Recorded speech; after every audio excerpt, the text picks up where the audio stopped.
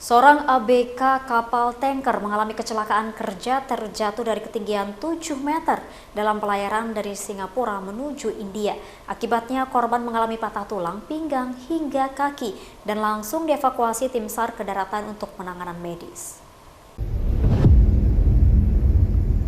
Satu orang ABK atas nama Aswan Ucu, 51 tahun, warga Indonesia alami patah tulang pinggang dalam kecelakaan kerja.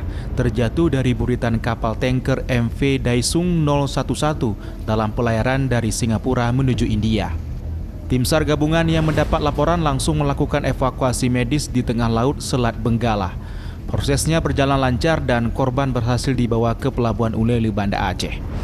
Korban terjatuh dari ketinggian saat sedang membersihkan dek buritan kapal sehingga mengalami cedera tulang alat ekstremitas gerak bawah, diperkirakan patah tulang pinggang dan kaki.